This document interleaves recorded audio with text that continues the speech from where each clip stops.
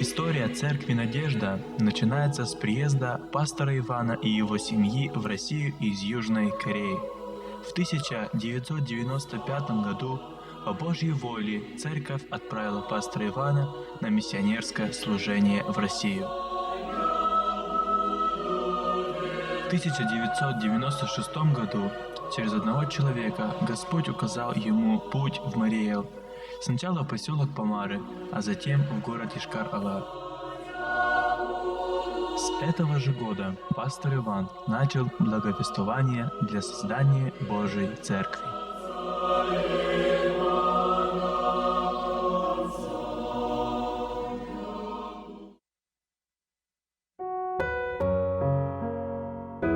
Итак, 17 августа 1997 года было проведено первое служение Церкви «Надежда» в здании кинотеатра «Россия». Собралось около 140 человек.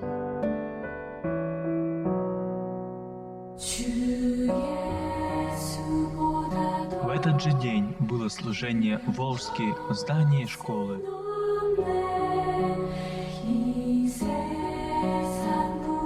Вот так начались собрания Церкви «Надежда».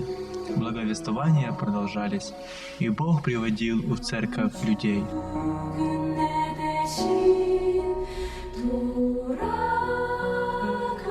В 1998 году впервые крестились 4 человека. В следующем, 1999 году, было еще одно крещение. В 2000 году Бог ответил на нашу молитву. Пастор одной корейской церкви Лим Сонгон купил для церкви дом, и с августа этого года начался ремонт дома молитвы.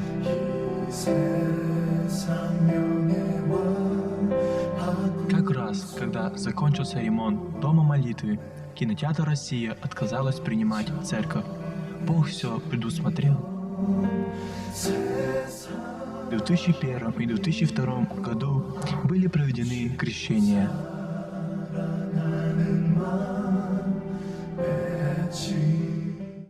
Но враг наш, сатана, не дремлет. Люди, которые были против церкви, клали гвозди пред домом молитвы, кидали камни в окна, грабили, несколько раз пытались поджечь и писали надписи с угрозами на стенах дома, в котором жил пастор Иван. Также были люди, которые хотели погубить семью пастора Ивана. И 9 сентября в подъезде дома младшего сына пастора Ивана избили. Травма была смертельна, и правая часть тела была парализована. И по рассказам сына ему сворачивали шею. Но Господь сохранил жизнь и дал быстрое выздоровление. Также Он дал силы пастору Ивану и его семье выдержать это испытание и не уехать из России. Еще один случай произошел в декабре 2004 года. Подожгли дом молитвы. Сгорели почти все ценные вещи, музыкальные инструменты и более 1000 книг. Но Господь не оставлял свой народ, поддерживал и помогал. В эту же неделю, как обычно, церковь собралась молиться. Несмотря на то, что сгорел дом, надежда была только на Господа. Вскоре началось восстановление дома молитвы. Господь по своей милости послал многих братьев и сестер на помощь.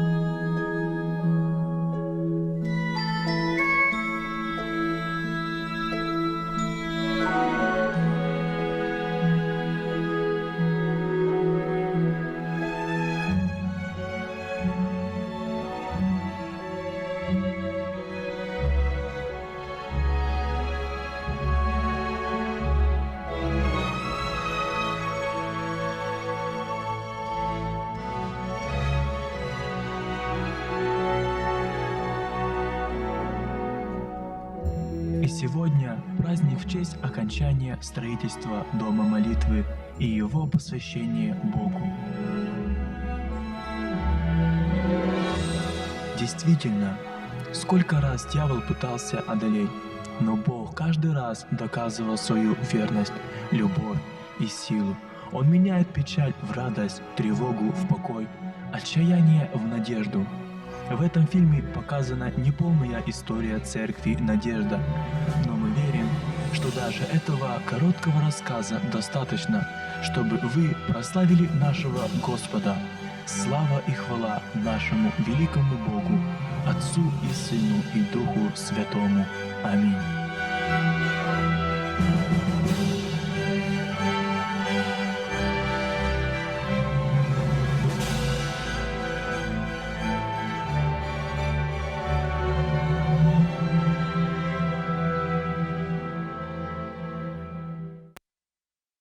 영광의 박수 다 같이 함께 올려드리도록 하겠습니다.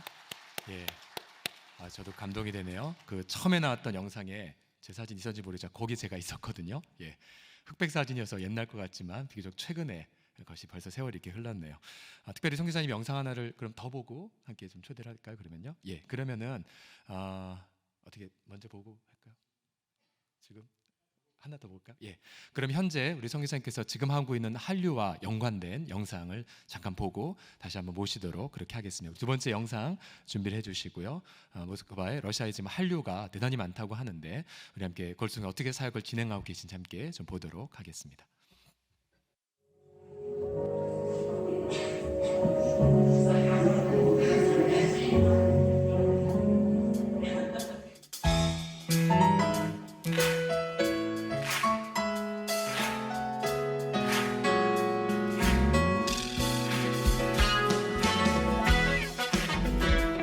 주님이 우리의 친구가 되십니다. 할렐루야. 내 진정 사모하는 친구가 되시는 구주 예수님은 아름다워라.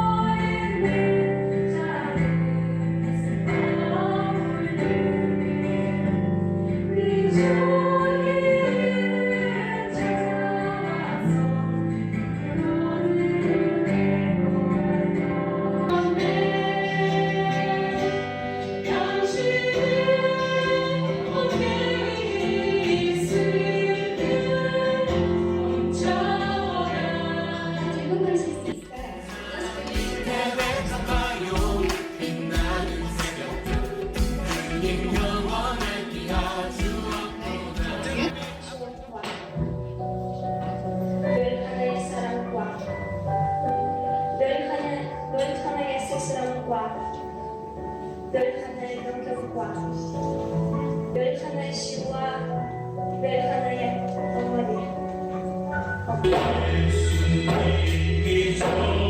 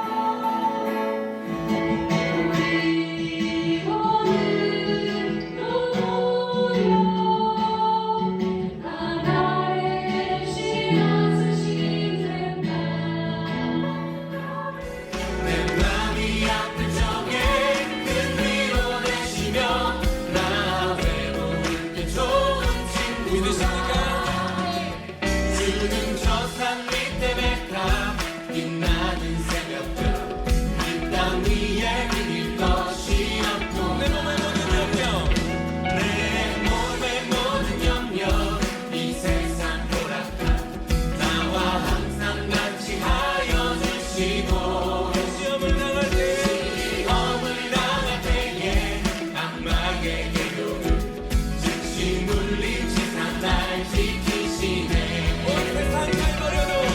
세상 갈 버려도 주 예수 안 버려 끝까지 나를 돌아보시니 주는 저 산 밑에 백합 빛나는 새벽별 이 땅 위에 비길 것이 없도다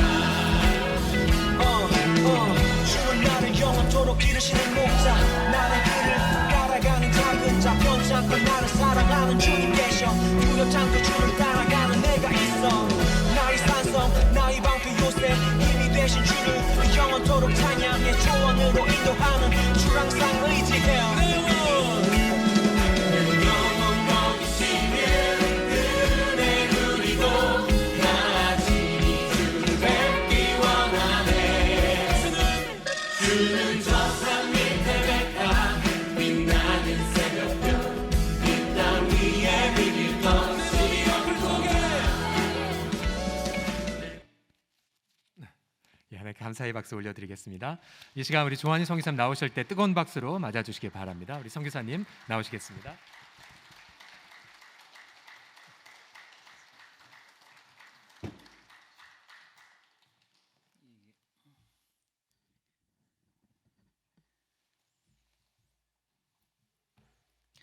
할렐루야. 만나서 반갑습니다. 2019년도에 여기 방문했었죠. 기억하시죠? 러시아 가시들 와가지고 여기서 춤도 추고 또 간증도 하고 제가 10월 달에 들어가서 좀 있다가 코로나 시작돼가지고 집에만 가만히 앉았다 왔습니다. 그래서 아마 더 젊어진 것 같은데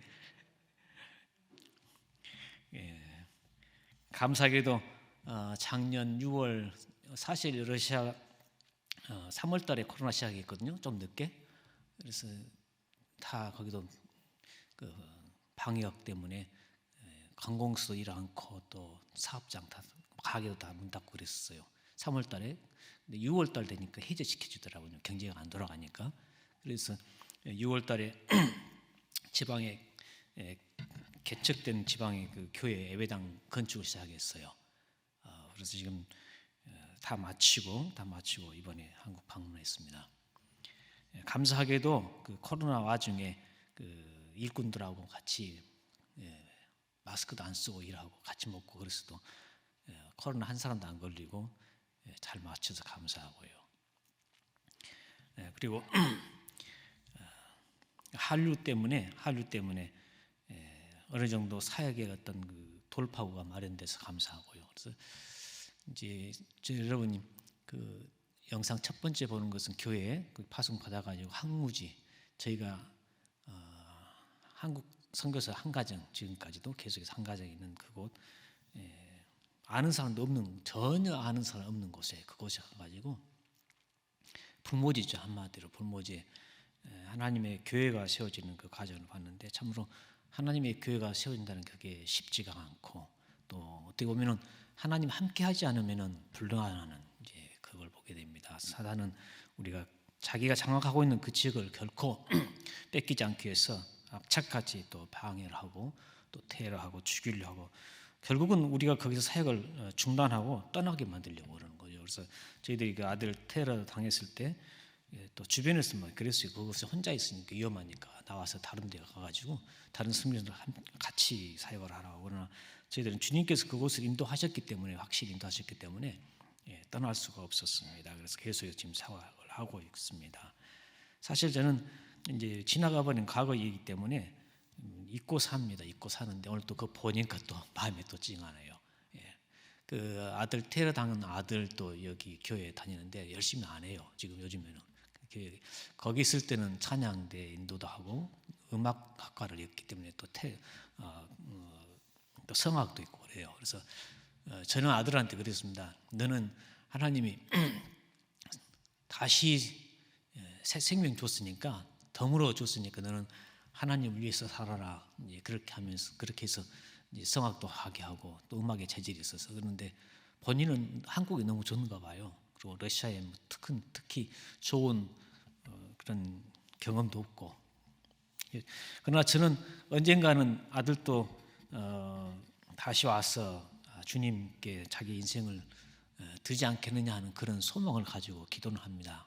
지금 뭘 하지 않고 너 하고 싶은 대로 하고 살아라 그러지만은, 분명히 주님께서 죽을 수밖에 없는 그런 환경에서 아이를 하나님이 살려주셨어요. 그리고 그 테러 당해가지고 이제 아이 함몰된 머리 수술하러 들어가고, 그 다음날 수요일 날 또 저희들이 낮에 예배가 있었어요. 그래서 집사람은 아들한테 보러 가고 저는 이제 예배 인도하러 갔는데, 그게 이제 앉아 있는데 아들 좀 생각하니까는 눈물이 핑 돌더라고요. 그런데 그때 하나님께서 강력하게 내게 말씀하셔요. 그런 말씀하시더라고요.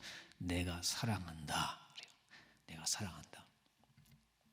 그래서 주님께서 사랑하시는 자기 때문에 또 세상 또 경험도 하고, 그러다가 주님께 나중에는 찬양으로 주님께 자기 인생을 드리지 않을까, 그런 소망을 가져봅니다. 그리고 나머지 그 예배당 건축할 때도 참 그 불나가지고 예배당 다 탈 때 그걸 볼 때 정말 마음이 아팠어요. 그때 참 울었어요. 사실 아들 테러 당했을 때보다 마음이 더 아프더라고요. 예배당이 막 밤 새벽에 불타 올라갈 때. 근데 사실은 그때 보면은 그게 한 전화 이복이 돼가지고 러시아 경제가 회복되기 전에, 그때 경제가 안 좋기 때문에 모든 게 쌌어요. 저렴했습니다. 그래서 그 건축을 마치고 나니까는 러시아 경제도 막 뛰기 시작했어요. 유로 기름값 올라가면서. 그래서 하나님께서 제때 건축할 수 있도록 밀어주셨다. 그렇게 나중에는 위로가 되었습니다. 건축을 해야 한다 하면서 저희들이 계속 미뤄왔거든요. 그리고 요즘에 이제 사실 러시아에서 한국 선교사들이 선교하는 게 참 힘듭니다. 왜냐하면 개신교를 이단으로 이렇게 공격하기 때문에, 러시아 정교회에서. 러시아 정교회에서 인정하는 것은 유대교하고 이제 이슬람, 그다음에 불교, 카톨릭도 인정 안 하고 개신교도 인정 않고 이단이라고 이렇게 말합니다. 그리고 우리 전도하면은 사람들이 그래요. 우리 정교회 신부한테 가서 물어보겠다. 물어보면 뭐라 합니까? 그 이단이니까 가지 말고 너 거기 갔던 것도 재회개하라고 그렇게 얘기합니다. 참 전도하기 힘든데, 다행히 한 가지 감사한 것은 한류 때문에 그렇습니다. 여러분이 그 영상 봤듯이 16년도부터 저희들이 한국 문화 페스티벌을 하기 시작했어요. 또 제 집사람이 한글 교사로서 아이들 한글을 가르치고 있고, 처음에 했더니 한 40명도 왔어요. 그 적은 도시인데도 226만 명 도시에, 그 도시에도. 사실 지금 거기뿐만 아니고 우리 러시아뿐만 아니고 아시아, 유럽, 아프리카 전 세계의 한류, 또 한글, 한국 문화가 이렇게 지금 전파되고 있는 걸 보게 됩니다. 그래서 어디든지 한국 사람이 있으면 한국 학교가 있어요. 특히 이제 선교사들은 전 세계 흩어져 있잖아요. 그래서 선교사 있는 곳마다 다 한국 학교 있어요. 보통 저희 이제 러시아에서 제가 이제 파송은 95년대 파송 받았는데 제가 막내입니다. 막내예요. 제가 지금 작년에 한갑 했는데, 집사람도 올해 초에 이제 한갑입니다. 60대죠. 60대. 아이들 한글 공부하자고 배우는 애들은 다 10대, 많으면 20대입니다. 그래서 저희들이 이렇게 지금 저뿐만 아니라 우리 모스크바, 페테르부르크, 모스크바 그 유럽 쪽으로 해가지고 우리 GMS 선교사가 지금 18명입니다. 그런데 선교사님은 다 혼자 사역을 해요. 혼자. 새로 오시는 선교사님들 없어요. 안 계셔요. 그리고 이번에 여러분이 보통 그 영상 가운데 그 기타 치는 자매 있죠? 그 자매 지금 현재 우리 찬양하는데 기타 리더입니다. 기타 치고 있어요. 그 자매뿐만 아니라 많은 자매들이 교회에 안착해서 지금 열심히 신앙생활 하는데, 우리 코로나 때문에 참 제가 바쁘게 생겼어요. 코로나 때문에 줌을 통해서, 인터넷 통해서 예배드렸잖아요. 인터넷 통해서. 그런데 이분들이 그래요. 재밌다. 인터넷 통해서 예배드리니까 좋다. 처음에는 주일날도 못 모겠으니까 주일날부터 줌을 통해서 예배를 드렸는데, 지금은 이제 주일날은 모여서 대면 예배를 드립니다. 그다음에 금요일날 제가 여기 오기 때문에 금요일 날도 지금 인터넷 예배를 드리고, 그전에는 금요일 날도 대면에서 9시에서 12시까지 또 기도회를 그랬어요. 그러니까 이분들이 그래요. 인터넷 통해서 예배 드리니까 참 좋다. 뭐가 좋냐? 이동하는 거리가 없잖아요. 가고 오고 하는 시간 절약되잖아요. 그걸 편하잖아요. 그러면서 무슨 얘기를 하냐면은 새벽에도 예배 드리자 그래요. 그 다음에 저녁도 예배 드리자. 그 다음에는 낮에도 예배 드리자. 지금은 매일 하루 3번씩 모여요. 매일. 그러면서 자기들 하는 얘기가 그래요. 자기들은 좋죠. 저는 이제 매번 이제 예배 준비해야 되고 또 설교 준비해야 되기 때문에 저만 힘들죠. 사실은 저도 하루에 3번 이렇게 다니엘처럼 기도하는 것은 이제 마음은 뒀지만은 성도들한테 같이 하자는 말을 못했어요. 그게 그렇잖아요. 그게 불가능하다는 생각이 들죠. 선교사님 우리 시간 없습니다. 그러면 안 되잖아요. 근데 본인들이 집에서 그냥 인터넷만 가입하면 들어가면 이제 예배 뭐 할 수 있으니 그렇게 자기들 하자는 거예요. 그래가지고 하는 얘기가 참 좋다는 거예요. 뭐가 좋냐 그랬더니 죄를 적게 진대요. 죄를 적게 져요. 누가 그러더라고. 세상에 가장 강한 사람은 누굽니까? 그러니까 아무 말도 안 하니까는 이제 우리 신학교 때 죄 안 짓는 사람이 가장 강한 사람이더라고요. 죄 안 짓는 사람. 죄 안 지면 은혜가 쌓입니다. 아멘. 예, 성령 충만하게 돼요. 죄를 다 우리가 받지만은 다 쏟으니까 그게 문제죠. 우리가 주님께서 목마른 내가 와서 마시라 했기 때문에 우리가 주님 앞에 오면은 항상 주님이 우리에게 주시는데 또 혈기와 분노와 죄로 불순종도 다 쏟습니다. 그러니까 아침 새벽에 5시 반에 일어나서 기도해야 하는데 젊은 청년들이요, 대학생들이 한 번도 안 빠져요. 지금 거의 2년째 됐는데 한 번도 안 빠진다는 거예요. 아침 새벽에 낮에는 학교 공부하기 때문에 일을 하기 때문에 자주 많이 빠져요. 그건 불가능하죠. 저녁 예배, 새벽 예배 한 번도 안 빠져요. 100%. 놀랍잖아요. 제가 이제 러시아 말을 하지만은 직접 설교를 하지만은 현지 사람과 같이 설교를 못하기 때문에 그냥 설교는 하나님 말씀 중심, 성경 읽고 설명하고 적용하고 성경 읽고. 이제 수요일 날은 제가 설교 안 하고 이 성도들이 다 큐티한 거 다 나눠요. 그런데 놀랍게 성장해요. 그래서 하나님 말씀을 자기도 직접 읽고 또 묵상하고 적용하고 또 계속해서 말씀을 새벽에 읽고 점심 때 읽고 저녁에 또 설교도 그러기 때문에 신앙이 자라요. 아주. 저는 그렇게 생각합니다. 저희들이 교회 그렇게 하는데 다른 교회들 그렇게 안 해요. 일주일에 한 번, 2번 그렇게 모입니다. 이제 서로 간에 이제 선교사님께서 전화하고 물어보고 그러잖아요. 너희 교회 어떻게 지금 하고 있어? 그러면 우리 교회 하루에 3번씩 모인다 그래. 그래서 며칠간 일주일 내내 그러니까 깜짝 놀래요. 그러면서 이제 그 선교사님들이 말을 못 해요. 도전을 받아요. 도전. 코로나 이 사태를 통해서 저는 그렇게 생각합니다. 하나님께서 우리에게 주시는 음성이 있는데 그게 뭐냐면은 깨어 있으라, 신부로서 준비하라. 이 하나 음성이 있다고 해서 그렇게 봐져요. 그런데 앞으로 세상이 코로나가 종식되고 전과 같이 좋은 쪽으로 이렇게 흘러갈 것이냐? 저는 그렇게 안 보입니다. 더 상황이 악화되는 쪽으로 그렇게 될 것이다. 그렇게 생각합니다. 주님의 종말이 굉장히 가까웠다고 그렇게 생각해요. 전 세계적으로 이렇게 역병이 도는 것이 정말 오랜만이죠. 정말 오랜만입니다.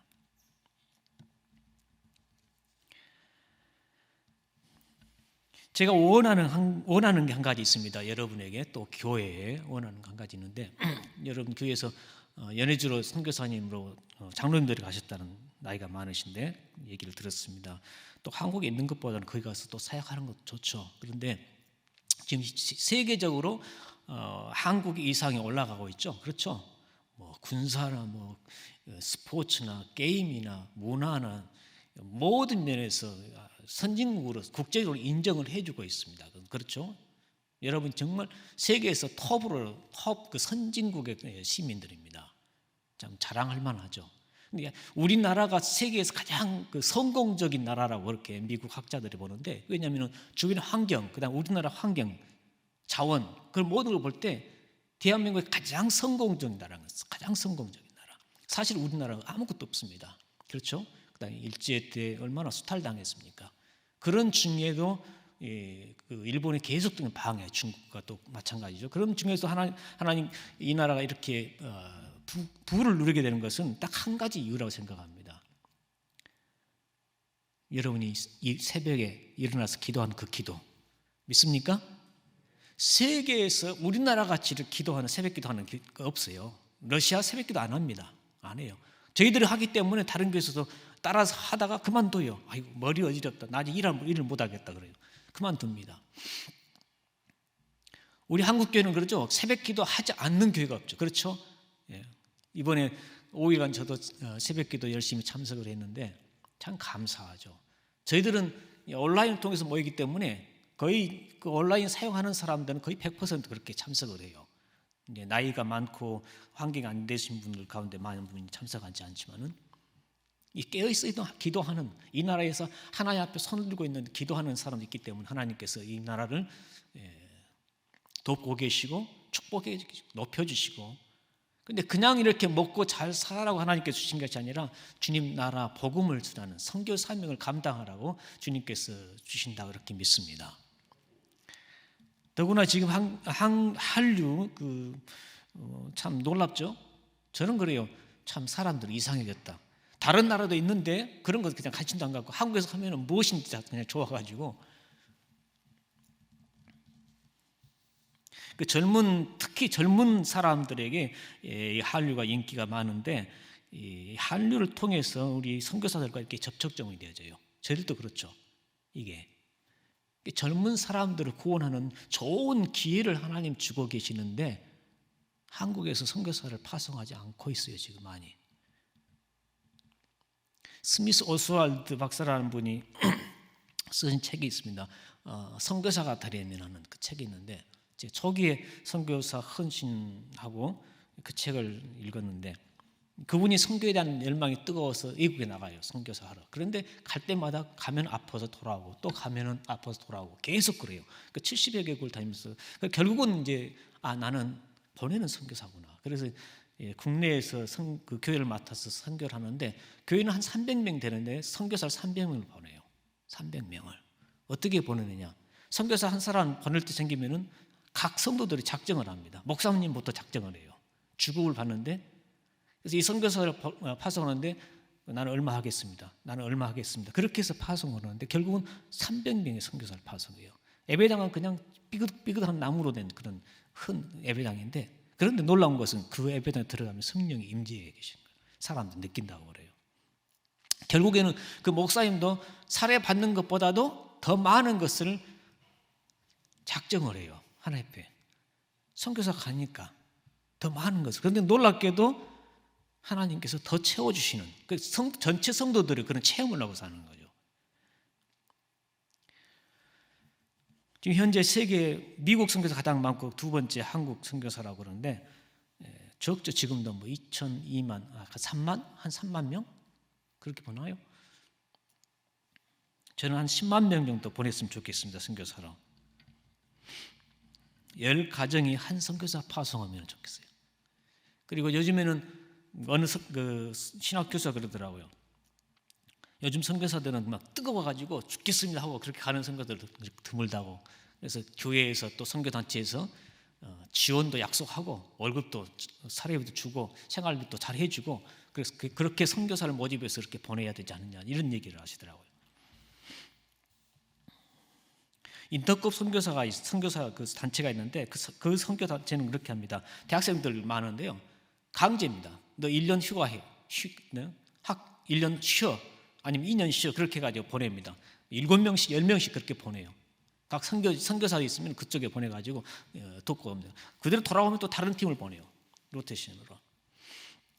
만약에 러시아 쪽으로 만약 젊은 우리 선교사들 이렇게 또 한글 교사 다른 거 안 해도 한글만 해도 전도할 수 있는데 만약 젊은 사람들 이렇게 선교사 오면은 얼마나 좋을까 하는 그런 생각입니다. 하나님께서 주시는 이 기회를 포착해서 우리 한국 교회가 많은 젊은 선교사를 파송해서 젊은이들을 구원하는, 세상 문화에 빠져 있는 젊은이들을 구원하는 그 사명을 감당했으면 좋겠습니다. 잠깐 기도하겠습니다. 기도하고 말씀 나누도록 하겠습니다. 살아계신 하나님, 우리 아버지 감사합니다. 주께서 참 가난한 이 민족을 주께서 선택해 주시고 주님의 신령한 영생의 복을 주시며 땅끝까지 이르러 복음을 증거해 우리 하나님께서 오늘날까지 사용하시고 인도하심을 감사합니다. 아버지, 주께서 우리에게 먹을 것, 마실 것, 또 우리의 위치를 높여주시는 것은 더욱더 힘을 내어서 땅끝까지 이르러 복음을 전하라는 그 주님의 사명을 완수하기를 원하여서 주신 줄로 믿습니다. 결코 우리가 빚을 내어서라도 선교해야 할 그런 위치인데 우리가 그것을 하지 않냐면 아니 될 줄 아오니 다시 한번 우리 한국 교회에 성령의 기름 부어 주옵소서. 다시 불이 타게 해 주옵소서. 잘 먹고 잘 사는 것이 인생의 목적이 아니라 내 생명을 주님을 위해서, 복음을 위해서 드리는 우리의 모든 삶이 되게 주님께서 은혜 주시기를 간절히 기도합니다. 이 시간 또 말씀 나누오니 성령께서 인도해 주시고 조금을 붙잡아 주옵소서. 예수님 이름으로 기도합니다. 아멘. 이 마이크가 또 가까이 있어가지고 저는 습관이 안 돼가지고 좀 그렇네요. 오늘 말씀 제목입니다. 호세아와 고멜입니다. 호세아와 고멜. 이 호세아가 예수님 오시기 전 800년 전에 북쪽 이스라엘 둘로 나눠졌죠. 남쪽 유다와 북이스라엘로 나눠졌죠. 남쪽에는 성전이 있고 율법이 있고 성경 율법이 있고 예배가 있고 제사장이 있습니다. 그러나 북쪽 이스라엘은 아무것도 없죠.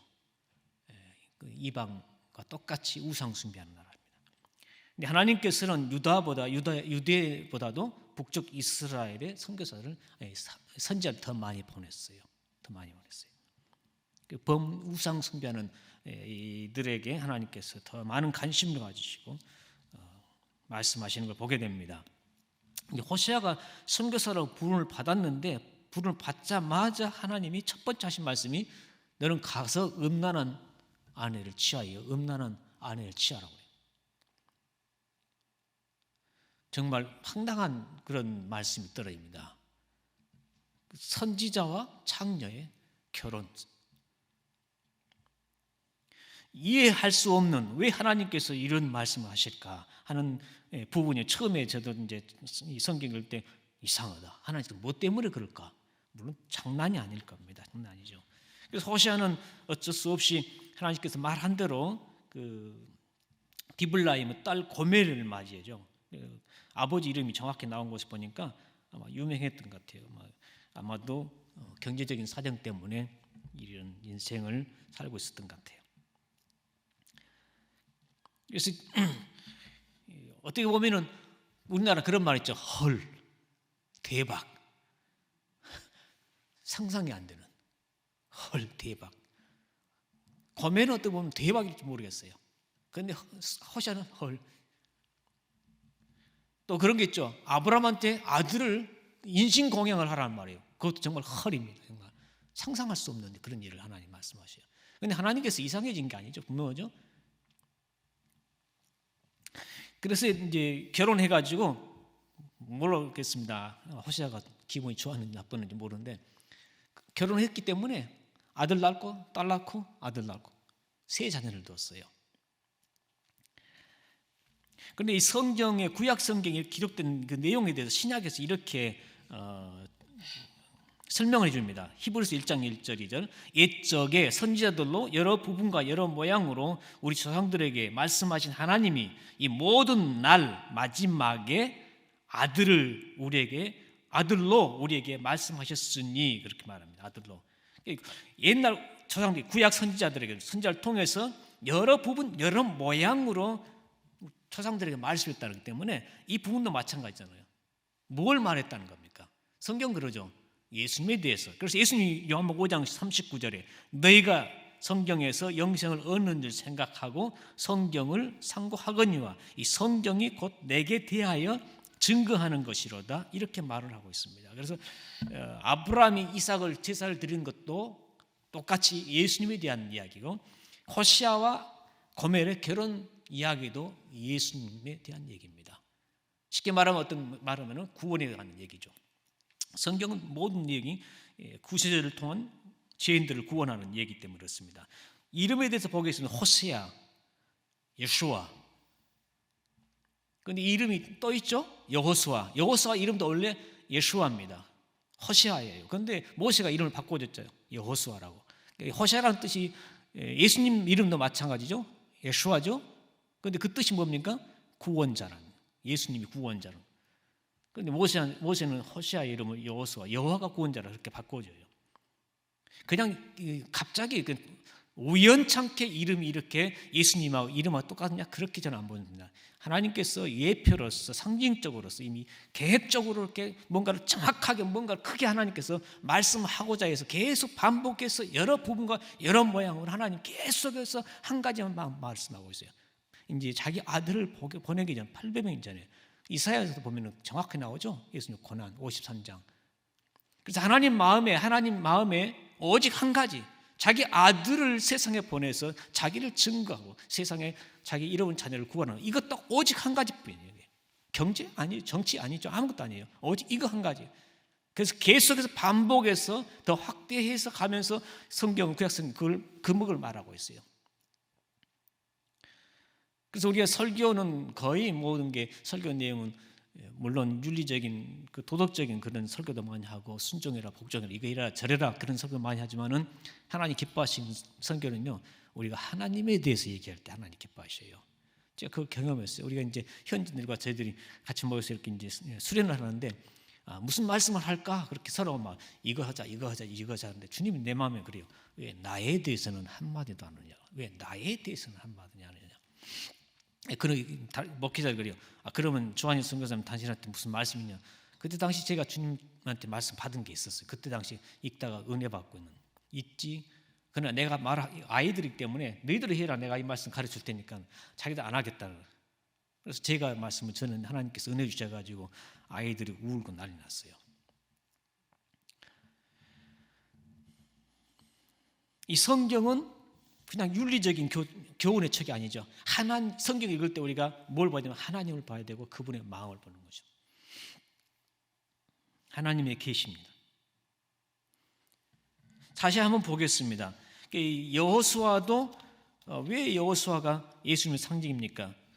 여호수아는 모세를 연결받아서 모세로부터 이스라엘 백성을 이어받아서 가나안으로 인도하죠. 가나안은 영적으로 약속의 땅이요 천국을 상징하죠. 애굽에서 구원받아 예수님의 피로, 어린 양 피로, 광야의 성도 생활, 그다음에 천국, 이렇게 보통 설명을 하죠. 근데 모세는 왜 못 들어갔습니까? 어떤 분은 그래요. 행위로 구원받는다. 구약 성경에 이스라엘 백성들 가나안에서 광야에서 불순종해서 다 죽어서 다 지옥 갔다 그래요. 그래서 제가 물어봤습니다. 그럼 모세는 어디 갔어? 모세가 지옥 갔습니까? 모세가 하나님 앞에 가나안 땅 들어가고 싶다 하니까 하나님이 너 못 간다 그랬죠? 하나님께서 마음이 좁아가지고 그런 겁니까? 그게 아니죠. 모세가 어디 갔어요? 하늘나라에 갔죠. 천국에. 그래서 예수님께서 보여줘요. 모세야 이리 와. 많은 사람 너 지옥 갔다고 그런다. 그래서 예수님께 선상에서 모세 왔잖아요. 엘리야하고 둘이 왔잖아요. 구원은 절대로 행위로 될 수가 없는, 불가능합니다. 예수님이 이미 말했어요. 사람으로서 불가능하다. 그래서 모세는 뭘 말합니까? 모세는 율법을 말합니다. 율법은 몽학 선생이에요. 율법은 사람을 죄 정죄하고 예수님께 구세주를 인도하는 몽학 선생의 역할을 합니다. 그래서 여호수아는 바로 예수님을 상징하죠. 그래서 율법이 여호수아에게 인도한 그들을 천국으로 인도하는 거예요. 그리고 호세아와 고멜을 통해서 하나님께서 오늘 주시고자 하는 말씀을 한번 같이 보도록 하겠습니다.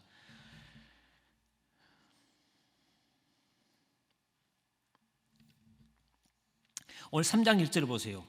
그렇게 가정생활 잘 하는 것 같았는데 사단이 납니다. 하나요. 뭐가 무슨 일이 일어난 겁니까? 도망갔어요. 부인이 애들 놔두고. 호세아하고 고멜하고 싸웠는지 무슨 일이 있었는지 모른다. 하여간 도망갔다는 걸 알 수 있어요.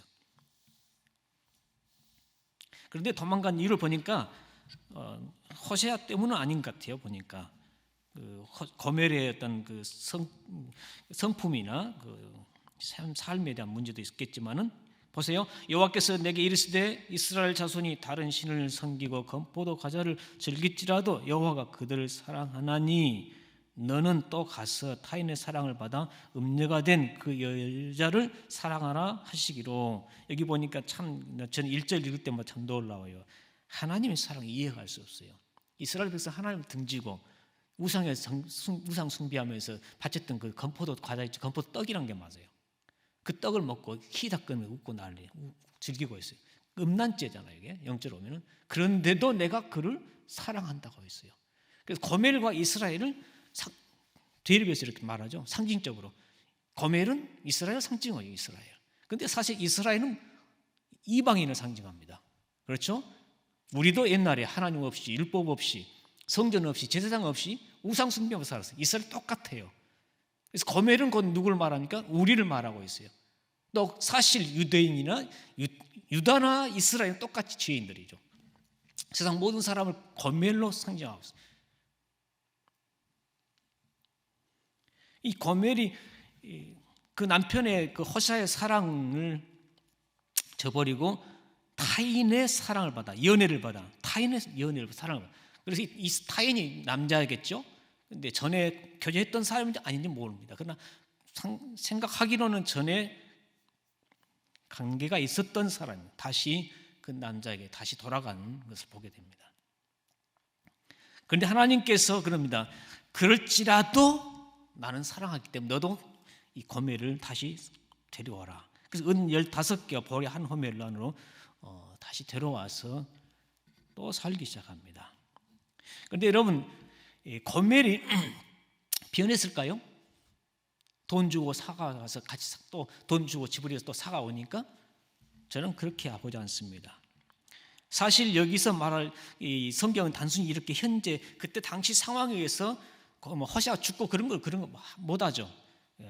다시 나를 위해서 사서 왔다 하는 게 그게 포인트가 됩니다. 나를 위해서 사가지고 왔다 하는 것입니다. 이 호세아서는 이 호세아서로 끝나는 것으로 해서 호세아서 이야기가 끝나는 게 아니고 이 호세아서는 성경 전체 구약 성경 호세아서는 신약 성경까지 그 이야기가 계속 연결되어 있고 그 이야기의 끝은 신약 성경 예수님에서 끝이 납니다.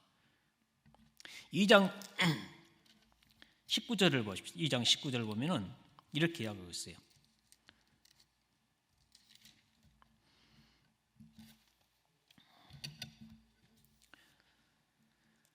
내가 내게 장가들어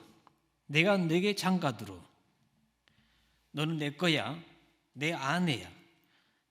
장가들어 내 아내고 내가 영원히 나와 함께 살겠다. 영원히 살되 공의와 정의와 은총과 긍휼이 여김으로 내게 장가들며 진실함으로 내게 장가들리니 내가 여호와를 알리라. 이게 언약입니다. 아브라함에게도 언약을 주죠. 다윗에게도 언약을 주죠. 우리 구원의 구세주를 보내겠다고 여기서도 언약을 줍니다. 여기는 관계를 남편과 아내로서 그런 관계를 합니다. 또 양과 목자로서 그런 관계로서도 언약을 주고 또 아버지 백성과 또 왕과 또 백성으로서는 언약을 줍니다. 여기서 보면은 그 장가들어서 같이 사는데 하나님께서 우리 죄인들을 받아들이고 남편으로서 아내로 이렇게 받아들여서 같이 사는데 그 법이 있습니다. 공의와 정의. 그런데 공의와 정의만 있고 은총과 긍휼이 없으면 죽습니다. 죄만 지면 끝나는 거예요. 그대로 버리는 겁니다. 그런데 긍휼과 은총과 긍휼로 시편 23편 말씀대로 다윗이 그러죠. 그 자비와 긍휼이 항상 나를 따르리니 그래서 내가 여호와의 집에 영원히 거할 수 있다. 그런 고백을 합니다. 그 말씀이 여기 중요합니다. 내가 여호와를 알리라. 내가 여호와를 알리라. 이건 예언적인 얘기죠. 결국은 너가 여호와를 알게 될 것이다. 그런데 여호와는 누굽니까? 예수와입니다. 예수님이요. 누구든지 주의 이름을 부른 자는 구원을 얻으리라. 이 주의 이름이 뭡니까? 여호와고 예수님입니다. 모세에게 나타났던 하나님에게 모세가 뭐라고 했습니까? 당신 이름이 뭡니까? 할 때 그분이 이렇게 말했어요. 여호와라 그랬어요. 헬라어로 윳헤이 왑헤이. 그 못을 보라, 그 손짝을 보라. 이게 누굽니까? 예수님입니다. 이름 뜻이 그러죠? 그 단어마다 뜻이 있는데 그 못을 보라, 그 손짝을 보라. 십자가에 죽으실 분, 십자가에 죽으신 분이 곧 그분이 여호와라도 주님이요, 바로 예수님입니다. 결국 너가 예수 그리스도 주님을 예수와를 알게 될 것이 이렇게 말합니다. 고멜이 그 알게 될 것이. 고멜이 누굽니까? 죄인 우리입니다. 고멜이 자기 남편 예수와죠, 호세아죠. 그를 알게 될 거라는 겁니다. 근데 고멜은 옛날에 이미 죽었죠. 근데 여기서 말하는 고멜은 모든 죄인들을 포함해서 언약을 하고 있는 겁니다.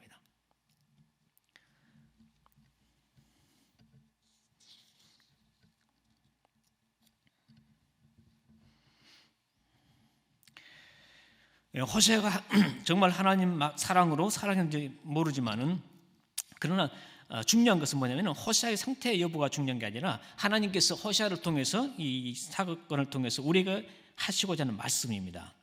이 창녀들은 몸은 쉽게 줍니다. 그러나 마음은 못 주죠. 그렇죠? 알죠? 누가 어떤 남자가 자기를 사랑합니까? 창녀인데. 간혹 사랑하는 사람도 있는데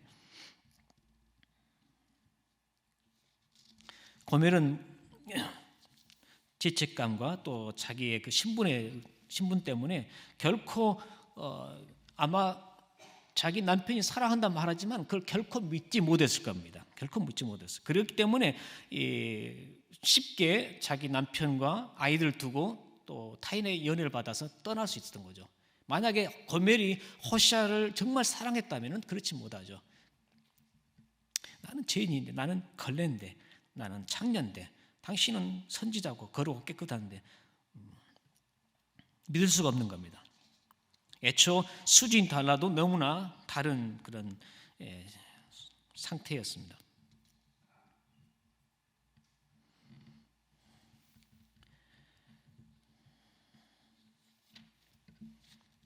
그렇지만은 하나님은 그렇게 말합니다. 결국 내가 여호와를 알리라. 내가 여호와를 알리라.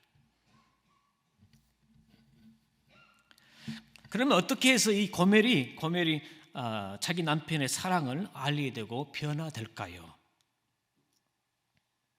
딱 한 가지입니다. 호세아가 고멜을 위해서 죽는 겁니다. 이 호세아서는 결코 호세아에서 끝나지 않고 신약에서 끝나는데 이해하기 쉽게 하기 위해서 제가 이런 얘기를 우리 러시아에서도 했는데 그 이야기를 듣고는 호세아에서 그런 얘기 있나 하고 막 호세아를 찾았다고 하더라고요. 무슨 얘기냐면은 돈을 주고 사갔잖아요. 근데 이 고멜이 또 집을 나갔어요. 그리고는 큰 죄를 범합니다. 결국은 사형을 당하게 됐어요. 사형을. 이제 돌아오지 못해 죽게 됐는데 호세아가 가서 자기가 그 여인을 자기 부인을 위해서 대신 죽은 겁니다. 간청을 해서. 그래서 고멜은 자기가 죽어야 되는 것을 아는데 결국은 석방이 되어져요. 그래서 그 석방되니까 물어보죠. 왜 나는 죽어야 되는데 나를 석방하느냐? 뭐라 합니까? 저기 봐라. 내 남편이 죽어 있다. 매달려 있다 나무에. 너를 위해서, 너를 사랑하기 때문에 너 대신 내 남편이 와서 죽었다는 거예요. 이 말을 들은, 너를 대신해 죽었다는 그 말을 듣고 그걸 바라볼 때 이 고멜의 심정에 무슨 변화가 일어나겠습니까? 저는 이 말씀을 준비하다가 그런 생각했어요. 참 이걸 성극으로, 연극으로 만들면은 전도하는데 참 좋겠다. 그런 생각을 했어요. 그동안 호세아가 호의를 베풀고 자상히 하고 말을 사랑한다 말했지만 이 고멜은 믿질 않았잖아요. 믿질 않았기 때문에 떠났던 겁니다.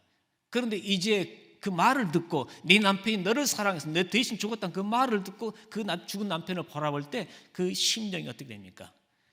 영혼 깊은 곳에서부터 뜨거운 눈물이 솟구쳐 오릅니다. 왜 그럽니까? 사랑입니다. 아마 여러분도 그런 체험을 했을 겁니다. 왜냐하면 여러분도 고멜이기 때문에. 여러분이 처음 예수님을 만났을 때 말할 수 없는 사랑, 하나님의 사랑 때문에 눈물을 흘리고 울기 시작하는 거죠. 저도 83년도에 주님을 만나고 그랬습니다. 나를 변화시키고 나를 바꾸는 것은 물질이 아니었어요. 협박도 아니고 그 어떤 것도 아니었습니다. 저뿐만 아니라 여러분도 마찬가지일 겁니다. 왜 내가 주님 앞에 나 자신을 드리고자 하는가? 왜 나는 주님을 위해서 죽고자 하는가? 그것은 먼저 나 같은 죄인, 고벨 같은 죄인 나를 주님께서 사랑해서 대신 죽었기 때문에. 계속해서 새벽에 여러분 말씀드렸죠. 감사와 서원은 은혜에서 시작된다고.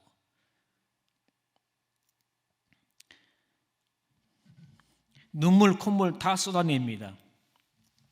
눈물 콧물 다 쏟아냅니다. 그리고 세 번째는 뭡니까? 변합니다. 변합니다. 우리 모두는 하나님께서 우리를 사랑하는 사랑 때문에 변화된 줄 믿습니다. 그런데요, 하나님께서 우리를 이렇게 사랑하는데 안 믿어요. 사랑을 안 믿어요. 천사가 타락했습니다. 여러분, 왜 타락했을까요? 하나님 사랑을 몰라요. 아담이 왜 타락했을까요? 쉽게 타락했어요. 전 놀랐어요. 어떻게 타락할 수 있지? 그것도 하나입니다. 하나님 사랑을 몰라요. 왜 모릅니까? 아담이? 용서를 안 받았잖아요. 왜 용서 안 받았습니까? 죄를 안 짓으니까요. 죄가 많은 곳에 은혜가 넘쳤다는 말씀이 응했다 말씀이에요. 많이 용서받는 사람, 많이 사랑한다. 용서받지 못한 사람, 사랑할 수가 없어요. 하나님부터 전혀 죄를 용서 못 받았는데 어떻게 하나님을 사랑할 수 있겠어요? 그게 참 이상하죠? 죄가 많은 곳에 하나님 은혜가 넘쳤다. 아담은 죄를 안 지었어요. 그래서 하나님 사랑을 체험하지 못했어요. 그래서 쉽게 하나님을 버립니다. 고멜도 사랑을 믿지는 못해요. 그러니까 떠납니다. 부부 사이에도 가장 중요한 게 사랑이에요. 우리와 하나님 아버지와 우리 사이에서 가장 중요한 게 사랑입니다. 위에서 또 부어지는, 그래서 하나님의 사랑이 성령으로 가면서 우리에게 부어졌나니 그렇게 하는데, 하나님이 사랑을 체험하지 못하면요, 종교인이죠. 언젠가 떠나죠. 그러나 고멜이 그 죽은 남편을 안고 통곡하며 웁니다. 변화되죠. 사랑이 바뀌어지죠. 그리고 결코 남편을 미워할 수도 없고 부인할 수도 없고, 이제는 남편을 위해서 죽을 수 있는 그런 사랑을 표현하는 것은 그 남편의 사랑이에요. 죽음보다도 더 강한 건 없어요. 죽음보다 더 귀한 것도 없어. 죽음 마지막, 더 이상 할 수가 없는 겁니다. 하나님도 우리를 위해서 우리를 사랑하는데 자기 아들을 주신 것 그 이상 할 수가 없는 겁니다. 그냥 부귀 영화를 다 주면 우리가 하나님을 사랑한다는 증거입니까? 이미 예수 그리스도를 믿는 자는 이 세상 부귀보다 더한 복을 받은 것이요, 하나님의 사랑이 부어졌다는 것을 믿으시기 바랍니다. 로마서 5장 8절을 한번 보시기 바랍니다. 우리가 아직 죄인 되었을 때에 그리스도께서 우리를 위하여 죽으심으로 하나님께서 우리에게 대한 자기의 사랑을 확증하셨느니라. 아멘. 우리에게 대한 사랑을 확증했는데 하나님이 사랑이라는 걸 확정한 겁니다. 하나님이 사랑이라는 것을. 제가 브라질 가서 그때도 19년도 말씀했죠, 여러분. 내가 브라질 가서 하나님 거기 교회 뭐라고 말할 것 때 하나님께서 나는 사랑이라. Deus é amor. 제가 그 말을 크게 했죠. 3번. 그럴 때 하나님께서 그 성도들에게 은혜를 줬는데 왜 은혜를 주셨을까 그걸 생각하는데 그 교회에 하는 교리 문제예요. 행위로 구원받는다고 생각해요. 행위로. 그런 기쁨 없죠. 그래서 행위로 구원받으면 어떻습니까? 내가 지금 구원받았습니까? 못 받았습니까? 구원 못 받은 거예요. 그래서 계속해서 이러자. 해라. 그렇게 하면 지옥 간다. 해라. 분순조한다. 욕하고 옵니다. 근데 불안하죠. 양들이 막 양들 다른 양 막 때리냐 그러면 다른 양들 보고 막 겁이 나는 거잖아요. 계속 지옥 불 막 보여주니까. 하나님 결코 그렇게 안 하십니다. 그렇게 한다면 쉽잖아요. 천사 보내가지고 다 칼 목에 대고 너 회개할래 안 할래 그러면 끝나는 거잖아요. 근데 하나님 앞에 가치가 뭡니까? 북한에서 애들 딱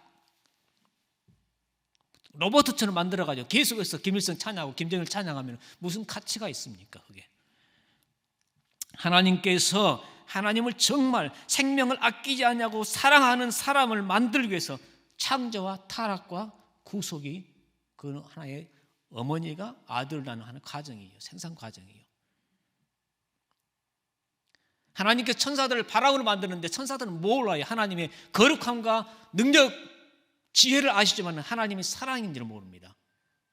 그러나 예수님께서 하나님 아들이 이 땅에 오셔서 죽으심으로 하나님이 자기가 사랑이라는 걸 증거한 이후로는 천사들의 찬양이 바뀌어요. 천사들의 마음도 바뀝니다. 하나님에 대한 당신 정말 존경과 찬송과 영광을 받으시기에 합당하시도다. 왜냐하면 그러죠. 죽임을 당한 어린 양으로 보여줍니다. 계속해서 죽임을 당한 어린 양으로 보여줍니다. 인간이 된 것이 인자라고 그러죠. 예수님 자기를 인자라. 제자들 누구도 예수님 인자를 안 해요. 하나님이 인간이 된 것은 예수님의 그것이 영광입니다. 불쌍히 여기기 위해서 죽기 위해서 인간과 똑같이 된 하나님께서 성경을 통해서 우리에게 계속 하시는 말씀은 더 강조한 윤리적으로도 하나 우리가 더 온전한 사람으로 살아야 되지만 더 하나님께서 원하는 건 뭐냐면은 너희가 나를 아느냐, 너가 나를 알리라. 내가 누구냐 이거예요. 하늘과 땅을 지은 자요. 너를 지고 너에게 지금 호흡을 주고 너에게 음식을 주고 옷을 주고 기름을 준 나를 아느냐 이거죠. 너를 아느냐 나를 모릅니다. 왜? 죄 때문에 소경됐기 때문에. 또 마귀가 계속 그래요. 너는 죄인이다. 너 같은 놈은 누구도 안 좋아해. 아무것도 필요 없어. 고멜에게도 그렇게 얘기합니다. 내 남편 너 사랑하지 않아. 거짓이야. 사탄이 계속해서 거짓말하죠. 아담에게 와서도 거짓말. 하나님 사랑하지 않는 그랬죠. 그래서 그걸 믿었어요. 이제는 하나님께서 자기 아들을 통하여서 하나님이 사랑이라는 것, 자비하신 분이라는 것을 증거를 했어요. 죽지 않으면 증거가 불가능합니다. 무엇으로 증거하겠습니까? 그건 불가능해요. 하나님의 사랑만큼은 죽음을 통해서 절대로 반박할 수 없는 것을 확증적으로 보여주는 겁니다. 사탄도 거짓말을 못해. 이제는 말을 그렇게 반박을 못해. 당신은 사랑이 아니야. 말을 할 수가 없어요. 이것은 내가 이미 증거했다는 겁니다. 확증하다 이 말씀은요, 이거 한 번에 끝난 게 아니고 이 동사는 계속해서 반복해서 증거한다 이 말입니다.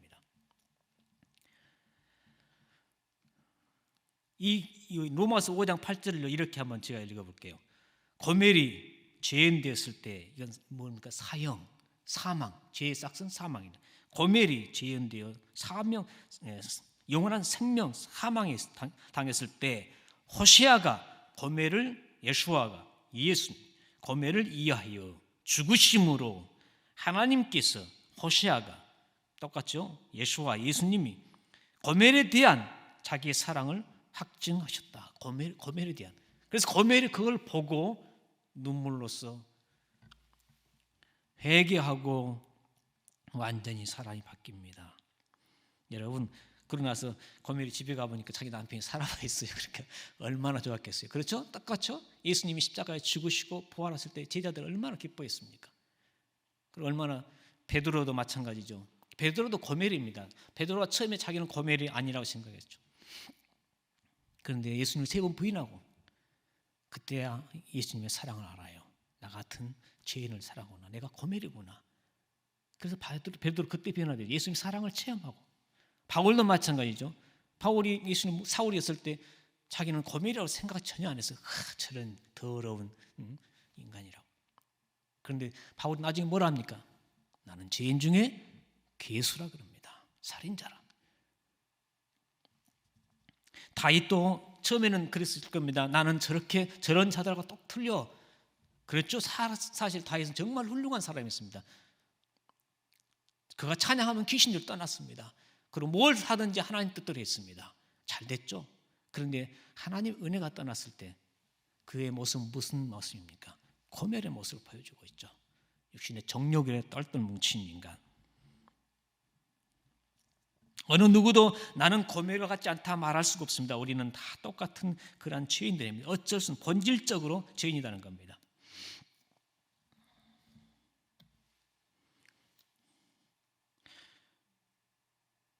지금 시간이 많이 지났습니까?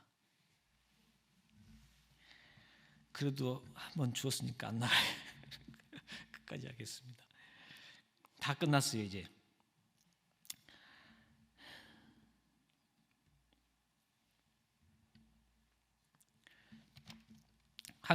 성경 한 곳만 읽고 또 마치도록 하겠습니다. 창세기 22장 12절에 아브라함이 이삭을 제사로 드릴 때 하나님의 사자가 나타나서 이렇게 말합니다. 아이에게 내 손을 대지 말라, 아무 일도 그에게 하지 말라. 내가 내 아들 독자라도 내게 아끼지 아니하였으니 내가 이제야 너가 하나님을 경외하는 줄을 아노라. 이 사건은요, 이제 우리가 할 얘기입니다. 하나님께서 우리에게 하라, 그렇게 하라는 겁니다. 내가 내 아들을 제물로, 너희를 위해서 제물로 가지고 왔을 때 그것을 보거든 내가 너를 사랑하는 줄을 알라, 이렇게 말합니다. 하나님께서 그러죠. 아브라함 제물로 자기 아들을 가져서 하나님 그러죠. 내가 이걸 보고 이제 알겠다는 거야. 알리라. 그래서 호세아를 통해서 너가 여호와를 알리라. 예수님께서 십자가에 죽으시고 부활하신 건 세상 안 믿지만 우리는 그까지 믿습니다. 죽으신 것은 세상에 기록된 역사입니다. 부인할 수가 없는 증거입니다. 하나님이 너를 사랑한다는 증거입니다. 여러분, 하나님이 우리를 사랑한 그 사랑은 영원히 변하지 않습니다. 그러나 하나님의 기분은 변합니다. 우리가 순종하고 사랑하면 기뻐하십니다. 그러나 우리가 실패할 때는 하나님 슬퍼하십니다. 우리가 범죄하고 불순종할 때는 노하시기도 하고 징계도 하십니다. 그러나 우리를 버리지 않습니다. 믿습니까? 우리 모든 것을 아시고 자기를 주기를 자기 삶을 헌신하기로 하나님께서는 결정을 하셨기 때문에 결코 후회함이 없습니다. 우리가 날마다 하나님 앞에 감사하고 또 서원하고 주님을 위해서 자기 인생을 드리기를 이렇게 고백하는 것은 우리가 구원을 받기 위함이 아니고 하나님이 내 아버지가 되셨고 주님이 나의 형이 되셨고 나의 구주가 되셨고 참 받을 수 없는 그런 존재에게 그런 은혜를 주시는 그 하나님 사랑하는 것이 우리의 첫 번째 일이라 믿습니다. 간혹 그런 어려움이 있을지라도 성경 10편 30편 5절에 이렇게 말합니다. 그 노여움은 잠깐이요 그 은총은 평생이로다. 아멘. 은총은 평생이로다. 저녁에는 울음이 기숙할지라도 아침에는 기쁨이 오리로다. 기도하겠습니다. 하나님, 우리 아버지 됨을 감사하며 즐거워하며 기뻐합니다. 아버지가 계심으로 우리에게는 모든 것이 있습니다. 영생을 우리에게 주신 아버지 감사합니다. 더욱더 주님을 알기로 원하고 더욱더 깊이 높이 넓이 알기로 원하며 우리 하나님을 사랑하기를 원합니다. 우리 하나님 감사합니다. 예수님 이름으로 기도합니다.